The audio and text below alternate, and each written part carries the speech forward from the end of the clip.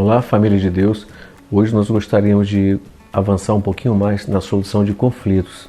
Nós vimos que nós podemos personificar o nosso conflito de maneira que o conflito não venha interferir no nosso relacionamento. Você isolar ele, personificando ele, para que seja transferido para ele todos os nossos problemas, todas as nossas dificuldades, tudo aquilo que precisa ser resolvido,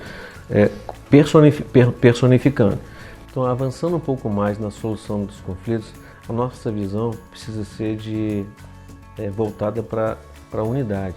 Então, assim, não só simplesmente resolver conflitos, mas uma visão mais ampla de que a solução dos conflitos vai nos levar a uma visão de unidade, isso é, de caminhar para a unidade.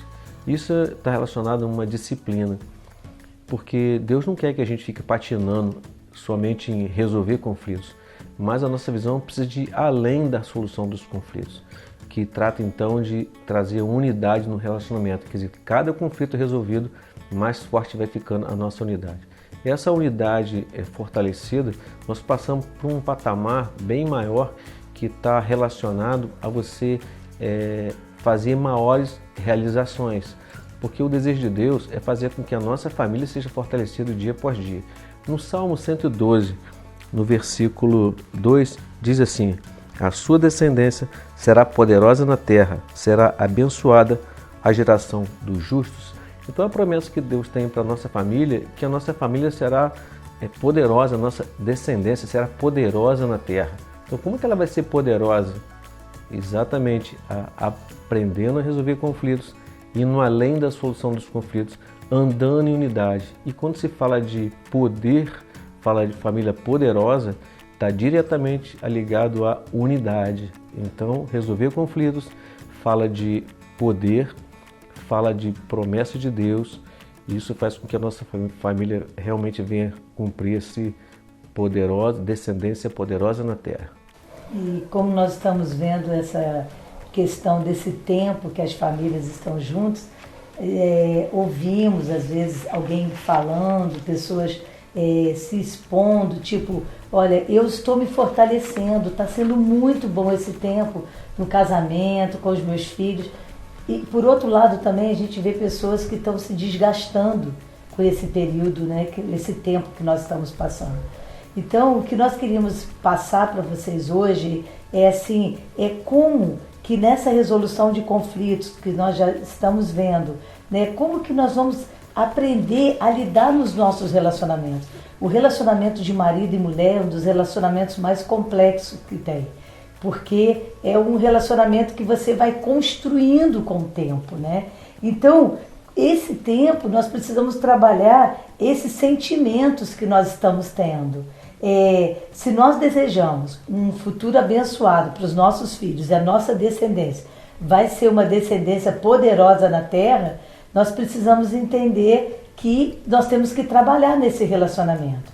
E não tem como, né, um relacionamento, por exemplo, de marido e mulher, for afetado, os filhos também vão ser afetados, é a geração.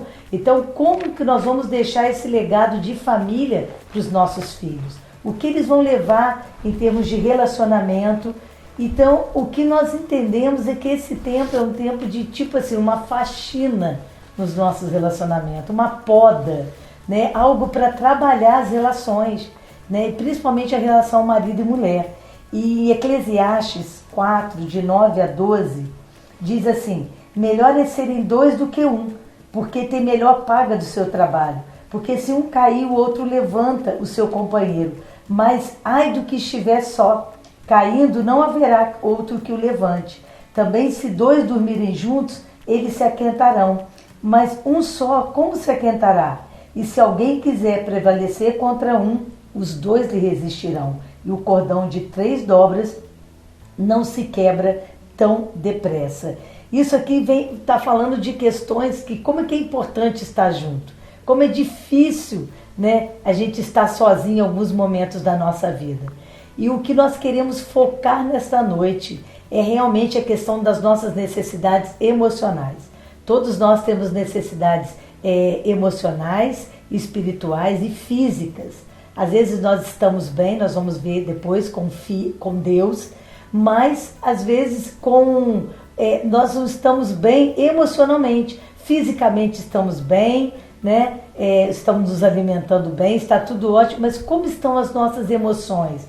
Qual é a nossa necessidade? A gente está conseguindo passar para o outro a nossa real necessidade? Então, quando fala de emoção, é algo assim muito sensível, que a gente precisa assumir uma postura, e uma postura de servo, né?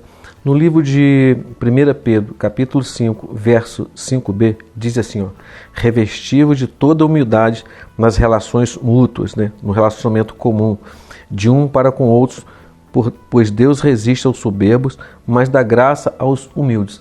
Então a palavra-chave aqui é humildade. Então, geralmente, humildade é algo que está ligado a uma pessoa que se coloca na condição de servo. Então, a nossa postura diante do emocional das outras pessoas precisa ser uma postura de servo. Isso é, o que eu posso fazer? Como que eu posso me comportar? Né? Qual deve ser o meu procedimento frente ao que as pessoas estão relatando para mim das suas emoções? Um sentimento e uma postura de servo. Tipo assim, estou à tua disposição. O tempo que você precisar, da maneira que você precisar, você pode expressar teus sentimentos, porque eu vou estar ouvindo. Isso é uma postura de servo. Isso é uma postura de humildade, né?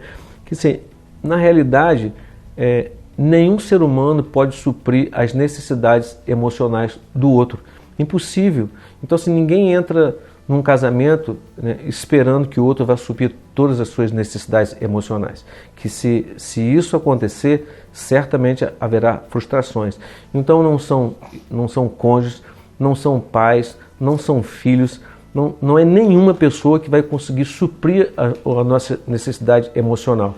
Nenhuma dessas pessoas vai conseguir fazer isso. A única pessoa que consegue fazer isso é Deus. Então, por isso, dois comportamentos nós precisamos de assumir. Um é cultivar um relacionamento com Deus e o outro é cultivar o hábito de falar suas necessidades emocionais. Então, assim, a primeira delas, então, desse comportamento é criar um relacionamento de aliança com Deus. Então, assim, porque só Deus, só Ele consegue cumprir, Ele consegue suprir as nossas necessidades emocionais. Então, assim, lançar sobre Ele todas as nossas necessidades, né, emocionais, sejam todos os outros tipos de necessidades que nós temos, né, mas principalmente emocional. Quando nós lançamos sobre o Senhor, quando nós esperamos nele, quando nós nos aliançamos com Ele, para que Ele venha suprir as nossas necessidades emocionais, nós nunca vamos nos decepcionar. Mas é importante lembrar que não é nenhuma pessoa da nossa família, seja lá de qualquer outro lugar, que vai suprir as nossas necessidades emocionais. E quando o Cláudio fala isso, eu penso assim, né? Quando a gente entende que a nossa ligação, a nossa aliança com Deus, em primeiro lugar, deve estar fortalecida, a gente vai conseguir fortalecer a nossa aliança no sentido horizontal, com o cônjuge, com os filhos, com amigos. Então é muito importante essa questão de uma aliança primeiro com Deus, para depois a gente entender que os relacionamentos vão se tornar saudáveis quando a gente realmente tem essa aliança com o Senhor. E essa segunda é cultivar um relacionamento com Deus, e o segundo é cultivar o hábito de falar as suas necessidades emocionais. Em Provérbios 4, 23 diz assim: sobre tudo que deve guardar, guarda o teu coração, porque dele procedem as saídas da vida. Então, tem cura de Deus nisso, quando a gente guarda nosso coração.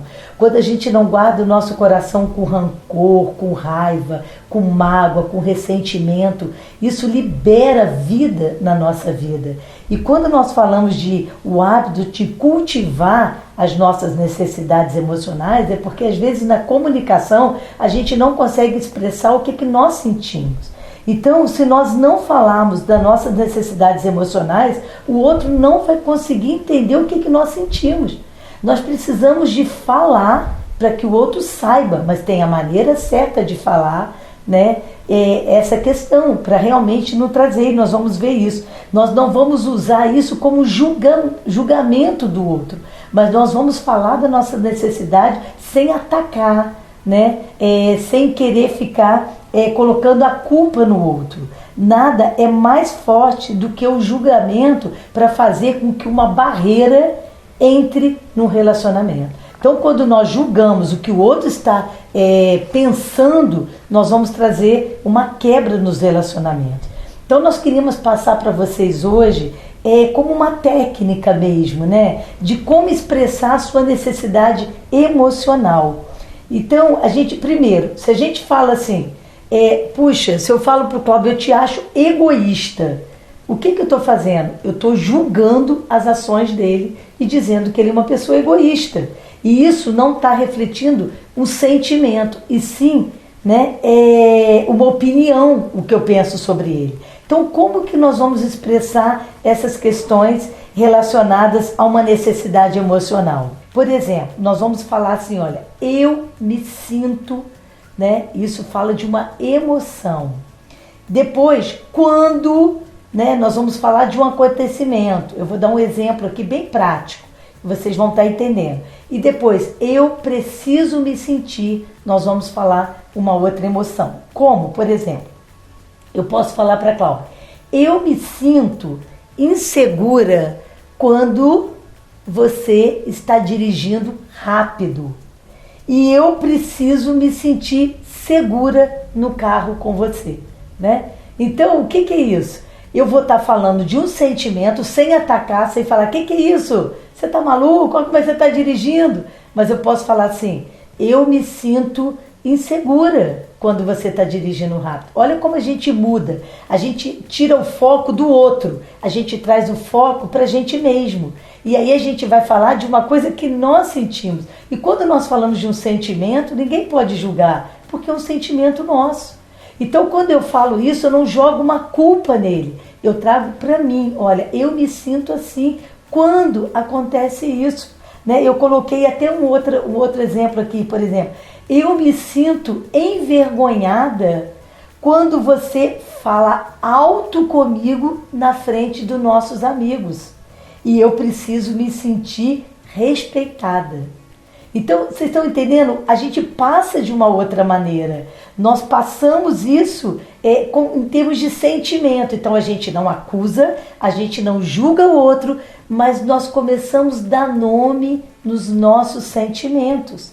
Então, sempre comece uma questão de uma fala das suas necessidades emocionais assim, olha, eu me sinto, para que você permita que a outra pessoa conheça o que está dentro de você. Não diga o que você pensa sobre ela, né? Expressa o sentimento e não a opinião. Porque quando nós falamos nossos sentimentos, nós pensamos assim, eu vou estar vulnerável, ele vai saber o que eu estou sentindo. Se eu estou sentindo humilhada, se eu estou sentindo aborrecida, chateada, oprimida, né? Mas, na verdade, a gente vai se fortalecer. Vamos nos fortalecer a nós mesmos, porque quando nós falamos nossas emoções, a gente abre o nosso coração e isso traz vida para as nossas vidas. E aí também vai permitir que o outro nos conheça um pouco melhor naquela determinada situação. E quando a gente se dispõe a ouvir com o coração, não somente com a orelha, né, vamos dizer assim, então a forma da gente expressar que verdadeiramente nós estamos ouvindo com o coração, a nossa postura, ela tem tudo a ver se realmente nós estamos ouvindo com o coração ou se nós simplesmente estamos ouvindo por ouvir. Exemplo, quando você estiver ouvindo alguém, por favor, olhe nos olhos dessa pessoa, para que ela saiba que você verdadeiramente está prestando atenção no que ela está falando. Então assim, não coce a cabeça, não fica se torcendo. Então assim, uma postura de olhar nos olhos, ouvir com atenção, esperar a pessoa falar tudo primeiro, ela expressar todo o sentimento, isso está diretamente ligado a uma posição de servo, de realmente se colocar como servo para poder auxiliar, para poder estar ajudando.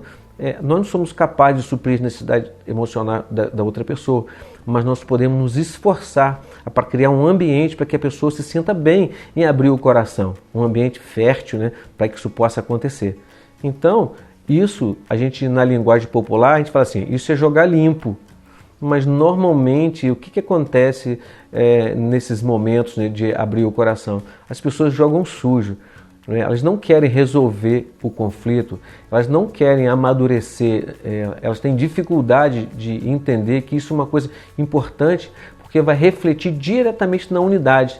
Então assim, como a ótica de Deus, né, nós nos colocamos como servo, ouvindo com o coração, jogando limpo, isso é, nós vamos chegar até o final para resolver esses conflitos, e assim, está diretamente ligado ao emocional e com uma visão muito além do que somente resolver o conflito. O nosso olhar precisa ser, olha, eu preciso resolver esses conflitos, né, para que a minha unidade com o meu cônjuge ou com a minha família, ela se torne cada vez mais forte, para que verdadeiramente a nossa família, a nossa descendência possa ser poderosa na terra, porque uma casa dividida, ela não aguenta, né? Então assim, uma casa fortalecida é aquela casa que anda em unidade, né? E nós gostaríamos de deixar uma pergunta, né? Assim, como vocês podem apoiar um ao outro emocionalmente na prática? Então assim, claro que a intenção aqui não é resolver todos os problemas emocionais de uma família, que isso não vou dizer que é impossível, mas é uma coisa que leva tempo. Então, claro que pode ser resolvido sim, mas é uma disciplina que a gente vai aprendendo dia após dia, até a gente conseguir falar com muito mais tranquilidade, gastar menos tempo em resolver os conflitos, porque a gente aprendeu a se disciplinar, como que nós nos colocamos, que postura que a gente assume para verdadeiramente trazer essa maturidade emocional e avançar nessa direção da unidade. Então assim, pega alguma coisa prática, alguma coisa que incomoda o seu coração e fala assim, olha, eu me sinto assim, gostaria de me sentir assim, né? E isso abre um caminho para que a gente possa ser ouvido no nosso emocional e poder estar abençoando a vida dos outros também emocionalmente. Então assim, presta atenção nos versículos que a gente leu, medite sobre eles, converse sobre isso em família, depois coloque isso em prática, né? Conversa, mas nada assim que vai criar problema na família, não. Ore ao Senhor e fale, Senhor, a gente deseja que a nossa família verdadeiramente venha ser uma família poderosa na terra. Nos ajude a andar em unidade, Senhor, e nos ajude então, Senhor, a resolver esses conflitos e verdadeiramente a gente poder ouvir com o coração, para que nós possamos nos colocar como servos um diante dos outros e assim nós termos a plenitude, né, de ver assim Deus agindo na nossa vida. Amém. É muito importante a gente lembrar que o Senhor é a terceira dobra no nosso relacionamento. Então é o Senhor que vai sustentar isso, né? Então nós cremos que se vocês colocarem isso em prática, uma coisa simples, como o Cláudio falou, não comece, vai dar conta de tudo. Não, comece a partir de hoje. Toma decisão a partir de hoje, porque algo novo vai começar a acontecer. Que Deus abençoe. Deus abençoe.